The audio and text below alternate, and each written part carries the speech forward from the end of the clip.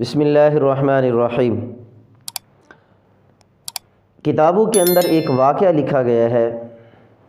کہ ایک خاتون تھی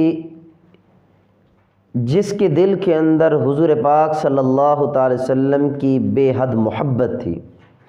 ہر وقت وہ درود پاک پڑھا کرتی تھی کہ حضور علیہ الصلاۃ والسلام کی زیارت ہو جائے۔ وہ خاتون کہتی ہیں میں نے ساری زندگی پڑھا، بڑھاپے کو پہنچ گئی، درود پڑھتی رہی، نیک اعمال کرتی رہی، لیکن مجھے حضور علیہ الصلاۃ والسلام کی زیارت نصیب نہ ہوئی۔ اس کے جو خاوند تھے وہ بھی بہت اللہ والے تھے۔ اس خاتون نے اپنے شوہر سے کہا کہ میرا دل چاہتا ہے کہ حضور علیہ الصلاۃ والسلام کی زیارت کروں، لیکن اتنا عرصہ ہو گیا ہے کہ حضور علیہ الصلاۃ والسلام کی زیارت نہیں ہو رہی۔ آپ اللہ والے ہیں، بزرگ ہیں، آپ کوئی ایسا وظیفہ بتائیں کہ میں وہ وظیفہ پڑھوں، اللہ اس وظیفے کی برکت سے اللہ مجھے حضور علیہ الصلاۃ والسلام کی زیارت کرا دے۔ تو اس کے خاوند نے کہا کہ ٹھیک ہے، میں ایک وظیفہ بتاتا ہوں، آپ ایسا کرو کہ غسل کر کے دلہن جس طرح تیار ہوتی ہے ویسے تو بھی تیار ہو جا۔ تو اس عورت نے غسل کیا، دلہن والے کپڑے پہنے، دلہن والا میک اپ کیا، دلہن بن گئی۔ تو اس کے شوہر نے جس وقت دیکھا کہ اس کی بیوی سنور گئی ہے، بناوٹ کر لیا ہے اس نے، تو وہ چلا گیا اپنی بیوی کے بھائی کے پاس، اس کو کہتا ہے کہ آؤ دیکھو اپنی بہن کا حال کہ اتنی بڑی عمر ہو چکی ہے، ابھی بھی بچوں والی حرکتیں کر رہی ہیں، ابھی دلہن بنے بیٹھی ہے،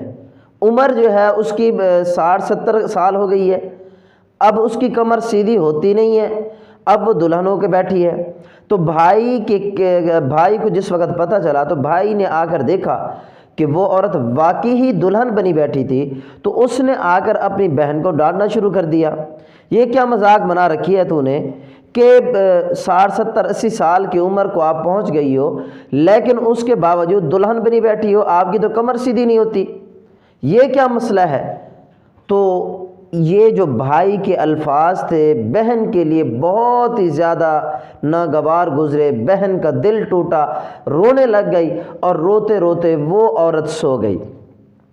جیسے ہی سوئی تو اللہ رب العزت کی رحمت فوراً اتر آئی اور اس خواب کے اندر، اس نیند کے اندر اس کو اللہ کے نبی صلی اللہ علیہ وسلم کا دیدار نصیب ہو گیا۔ اب جب صبح ہوئی تو اپنے خاوند سے کہنے لگی کہ آپ نے وظیفہ کوئی بتایا نہیں تھا، اللہ نے پہلے ہی مجھے حضور علیہ الصلاۃ والسلام کی زیارت کرا دی۔ تو اس کے خاوند نے کہا وظیفہ بھی تو یہی تھا، کیونکہ جتنی زندگی ہماری گزری تھی وہ پیار اور محبت کے ساتھ گزری تھی، میں نے کبھی آپ کو کبھی دکھ نہیں دیا تھا، لہٰذا آج میں نے یہی کہا کہ تو وہاں سے دلہن بن جا۔ ادھر سے تیرے بھائی کو بلا لیا، اس نے آ کر تجھے ڈانٹا، تیرا دل ٹوٹا، جیسے ہی تیرا دل ٹوٹا تو روئی، اللہ کی رحمت فوراً اتر آئی، جیسے ہی اللہ کی رحمت اتری تو اللہ نے اپنے محبوب کا دیدار کرا دیا۔ اگر تیرا دل نہ ٹوٹتا، تو خفا نہ ہوتی، تو روتی نہ، تو اللہ رب العزت شاید والی بات ہے کہ تو ساری زندگی عبادتیں کرتی رہتی، ریاضتیں کرتی رہتی، درود پڑھتی رہتی، پھر بھی حضور علیہ الصلاۃ والسلام کا تجھے دیدار نصیب نہ ہوتا۔ تو یہاں سے ہمیں سبق یہ بھی ملتا ہے